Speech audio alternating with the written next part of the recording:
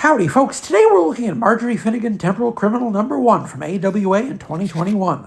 Although it may not look it from the outside, the series is the brainchild of one Mr. Garth Ennis, a name you might recognize from books like The Demon, Dix, and Medieval Spawn Witchblade, to name just a few of his more famous works. There are essentially two Garths Ennis. The first Ennis writes stories about man's inhumanity to man, the heavy personal toll of masculine socialization, and the military-industrial complex. The other Ennis writes about that stuff too, just in a funny way. Marjorie Finnegan maybe isn't as far off the beaten path as it might seem for Ennis then. He's all about bad jokes and Bugs Bunny-style ultraviolence. What's slightly different here is the tone. A light and frothy sci-fi sex farce with a curvaceous career criminal at the center. Sort of like if the Time Bandits were a hot blonde with a shotgun. Frankly, you had me at hot blonde with a shotgun, but you can probably already guess that. Marjorie's a thief, you see, and we first meet her in the act of thieving, stealing the pharaoh's treasure right out of his tomb. Except, of course, she miscalculates slightly and has to blast her way out of the pyramid, just her and her 12 gauge against the armies of Ramses the Great. So, definitely leaning more towards the Marvel Knights Punisher than Punisher Max. There's a lightness here. The book is quick on his feet and doesn't linger long enough for any setup to lose its novelty. A sequence where the Temporal Federales bust another time traveler for selling howitzers to farmers living along the English coast 1,300 years ago ends with a boat full of dead Vikings and a Nazi refugee from the Battle of Stalingrad getting 10,000 volts up the urethra. It's that kind of book, so proceed accordingly. The whole thing would be inert if it weren't for the art by Croatian Goran Sudžuka. He's had a long career all the way back to the early 2000s at Vertigo, and he's frankly one of the best artists currently working. He knows how to draw both staircases and long establishing shots from an overhead angle, which puts him head and shoulders above a huge percentage of everyone else working today. Howdy, folks. Today we're looking at Marjorie Finnegan, Temporal Criminal #2 from AWA in 2021. The plot thickens as our girl Marjorie comes face-to-face with her sister, Harriet Finnegan, Temporal Sheriff, bound and determined to slap handcuffs on her ne'er-do-well sibling. There's no love lost between the two women. As we see in a flashback, Marjorie was responsible for the crossbow bolt that took Harriet's eye. Marjorie's apparently been on a bit of a rampage, as we see at the beginning of the story with a montage of all the great moments in history Marjorie has royally scuppered. Harriet's team has been responsible for fixing everything her sister has put awry, from crashing the crucifixion to laying a giant turd on the head of our esteemed former president. Marjorie is, not to put too fine a point on it, a bit of a scumbag, messing around with the primal stuff of reality for the fun of it. Of course, these dangerous shenanigans have attracted other kinds of scumbags as well, as we are introduced to a pair of Mephistophelian operators surveilling the scene from some kind of infernal remove and directing a team of perverted burglars to ransack Marjorie's hideout while she's busy fist-fighting her sister. Garth Ennis is having a great deal of fun here. That is readily apparent from the outset, lining up a swath of crooks, creeps, and schemers to follow in Marjorie Finnegan's chaotic wake. Someone's after a lost book of the Bible, stolen from the Library of Alexandria all the way back in the 1st century, and it turns out Marjorie was hiding the manuscript inside a copy of Sapphic Astronauts, an interesting name for a possible spin-off, note to self. If you're not a fan of body jokes and frankly blasphemous asides, well, you should probably stay away from Ennis in general. He's got the whole tapestry of time and history to play with here, and the results are a wonder to behold, even given his track record on famously profane stories like Preacher and Hitman. For better or for worse, this is the Ennis I grew up with, a man for whom no sacred cow is ever too big to tip, scourge of religious bigots and bane of chauvinists everywhere.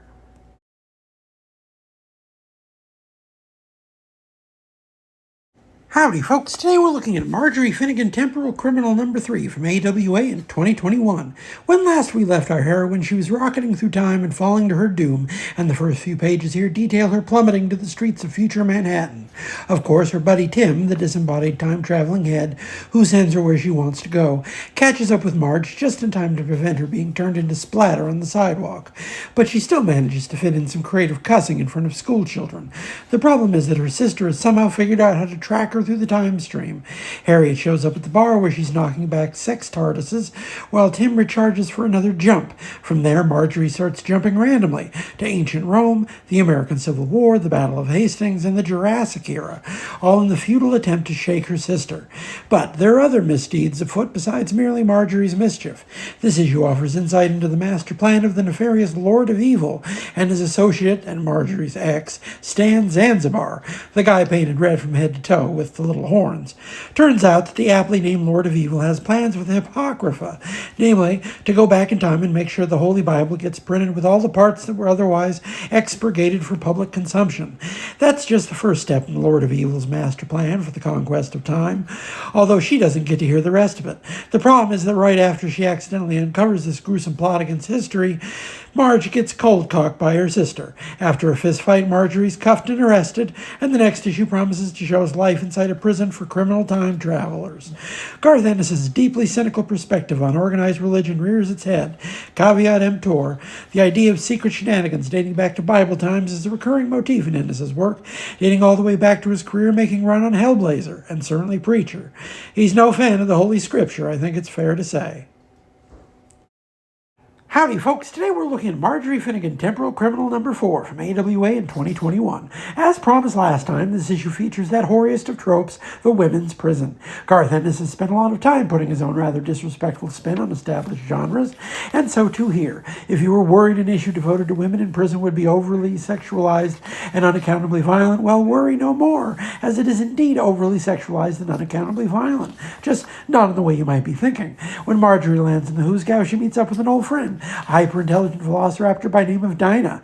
The very first scene takes place in the showers, where every inmate just happens to be walking around with soap bubbles covering their naughty bits. Marjorie's walking around with a target on her back as well, until Dinah shreds Marge's assailants into tiny little pieces floating at the bottom of the shower. If there is any doubt what the story was about, the title gives it a hint. The Sar Shank Detention. Only, what if Tim Robbins' character was definitely guilty and Morgan Freeman was a dinosaur? There's a bit more insight into Marjorie's history with Stan Zanzibar, and a peek into Harriet Finnegan's home life, including a cameo from her distinctly depressed sex toy. That Ennis actually manages to wring some degree of pathos out of Marjorie's relationship with Dinah, as well as her sister's sudden turn in the direction of sympathy for Marjorie, is definitely to his credit. This remains a pure farce, but nonetheless manages to have real stakes for the characters involved. That's classic Ennis through and through.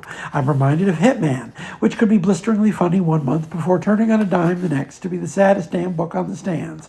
Add to that Goran Sudžuka's relentless consistency with drawing attractive women, and we're left with a book as sexy as it is funny, and it's considerably funny. Howdy, folks. Today we're looking at Marjorie Finnegan, Temporal Criminal number 5 from AWA in 2021. The scabrous saga continues with an issue devoted to the origins of the self-styled Lord of Evil and his sidekick, the hapless erstwhile Mr. Marjorie Finnegan, Stan Zanzibar. If you were thinking Garth Ennis was going soft, this issue puts paid to any notion that our great Irish provocateur was settling down. The Lord of Evil story begins with botched infanticide, a scene so brutal the characters themselves practically break the fourth wall to assure the reader the book hasn't become a pro-life tract. You see, the Lord of Evil's great misfortune is to have been cognizant from the moment of conception, leaving them angry and vengeful before even being born. From there, it's a cavalcade of escalating atrocities as the orphan Lord of Evil grapples with having the brain of a full-grown adult, the superbrain of a genius no less, and being stuck in a regular child's body. The attempt to age themselves prematurely results in the accidental creation of a time machine, which allows the Lord of Evil to take in the entire panoply of human history. And so the pint-sized misanthrope comes to the inescapable conclusion that humanity is fundamentally no good and would benefit from his tweaking history to become the master of all time and space. That appears a bridge too far for Zanzibar, whose villainous origin involves him being a sad little baby about the fact that Marjorie enjoyed a great deal of recreational sex prior to their marriage. Zanzibar is more pitiful than anything else, a self-styled devil who doesn't really seem to have a lot of motivation other than instant gratification. Meanwhile, the escaped Finnegan sisters have their long-awaited rapprochement prior to settling off down the time stream for the purpose of sabotaging the Lord of Evil's best-laid plans for historical domination. A reasonable reader might occasionally wonder at Ennis's successes, but the occasional and squeamish moments of raw transgression have been a staple of his work all the way back to Hellblazer. As with similarly rough sequences from Preacher and The Boys, your mileage may vary as to whether or not it holds together in the final accounting.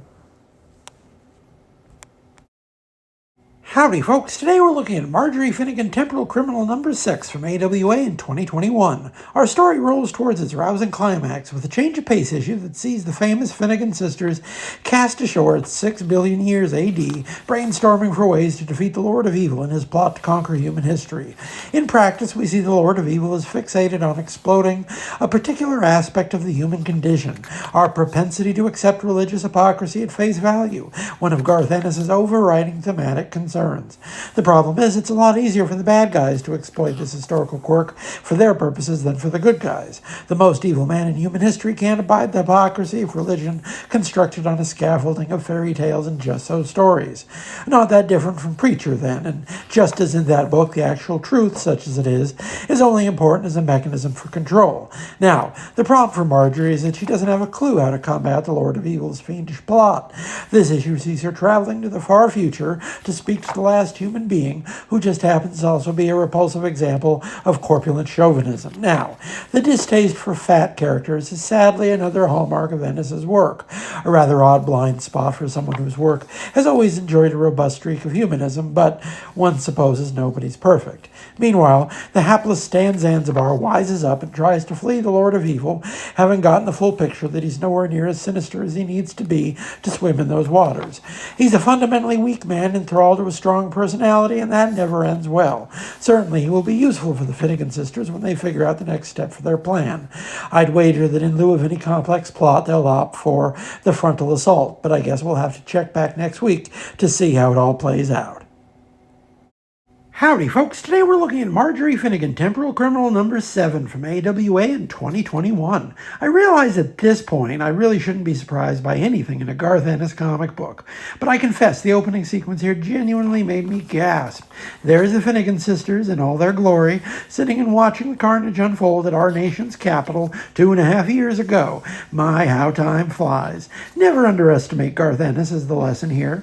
The penultimate issue of the scabrous saga of Marjorie Finnegan gets underway with revelations all around. Not only do we learn the origin of the hapless Tim, head in a box, and Marjorie's ride, but Harriet Finnegan's first run-in with time travel, and the means by which a little girl growing up in Dunleary came to be a cop for the time police. But in addition to all those revelations, we're also gifted with the origin of all religion on Earth, as filtered through Ennis's very particular sensibilities. Spoiler alert, he's not a fan of organized religion, and sees it primarily as the means by which the worst people who have ever lived manipulate the more scrupulous. All of which, of course, is just grist for the mill of the Lord of Evil, bound and determined to mess with the foundations of all human civilization, a process which will surely see him installed as the one true God from the dawn of all existence. Do Marjorie and Harriet have a plan to stop his fiendish machinations? Heck no, not even close. But there's only one issue left, so surely they're going to figure something out. I can understand if Garth Ennis isn't your cup of tea, but if you miss the old days when Preacher or Hitman would break into pure farce for significant stretches, this series hits that precise sweet spot.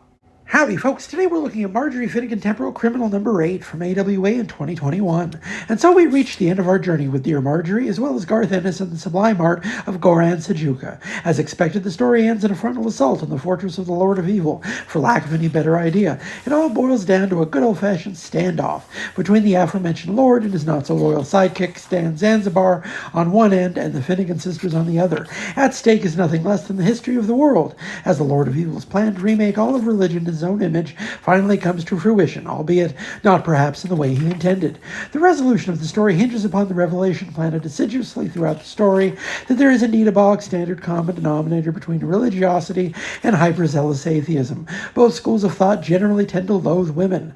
As has been a running thread through all of Ennis's work back to the very beginning, misogyny is a one-way ticket to hell, either figuratively or all too literally. So too here, as underestimating the tenacity of the Finnegans ultimately spells certain doom for the Lord of Evil, his puerile sidekick, and their fiendish machinations.